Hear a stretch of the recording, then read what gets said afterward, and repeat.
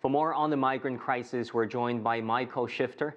He's the president of the Inter-American Dialogue, that is a U.S.-based think tank in international affairs with a focus on the Western Hemisphere. Michael, welcome to the show. We just heard from the United Nations that this crisis has reached a crisis moment. Help us understand the scope of this crisis. Well, Latin America has never seen anything like this, of this scale and this dimensions. There are reported, I think the 2 million estimate is on the lower end. It's probably closer to 2.5, 3 million Venezuelans that have fled over the last several years, and especially over the last year or so. The crisis is accelerating. More and more Venezuelans are leaving. No one expects it to stop, because no one expects in the short term for there to be an improvement in the situation in Venezuela. And these countries are overwhelmed. What was mentioned in the opening piece is also the Caribbean. Many Venezuelans are going to small Caribbean countries that are even less equipped than Colombia and Peru and Ecuador to deal with this crisis. So it is a huge crisis, very profound, and it's growing. On the receiving end, the countries have different policies. We saw Ecuador bringing down barriers, while Colombia and Peru are perhaps bringing up the barriers. What do you think of those responses? Well, I think this is why we need a coordinated regional response, an international response.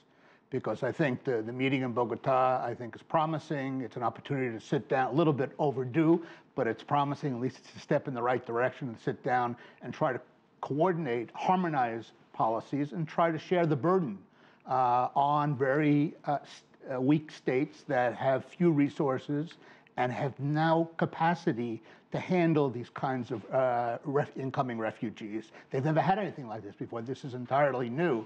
Europe was better equipped and better prepared in 2015 to deal with the Syrian crisis and refugees coming there. So this is very serious, and I think it's really important that all the countries work together, because virtually every country is affected. Brazil, Mexico, Argentina, Chile, all those mentioned. And so there needs to be a coordinated response. What can the rest of the international community do? Like the United Nations officials were just saying that they're trying to figure out the best means to help the Venezuelans. Are they doing enough?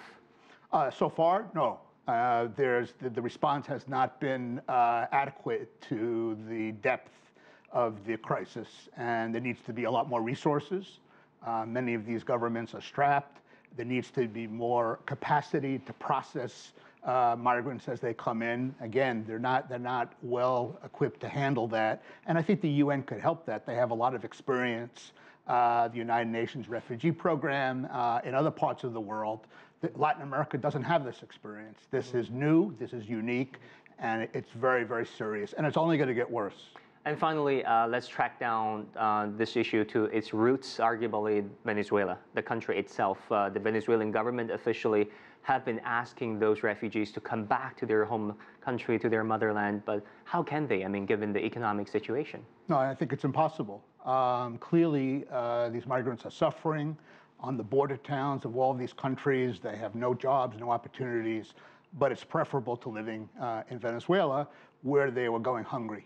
And there's absolutely a scarcity of basic food. And so they want to survive. It's come down to survival, to self-preservation. And so there's very little reason why they should go back to Venezuela. If they want to, they have to make their life somewhere else. And hopefully the situation will get better in Venezuela, but I don't think in the short term. Michael Shifter, president of Inter-American Dialogue, thank you so much for your time.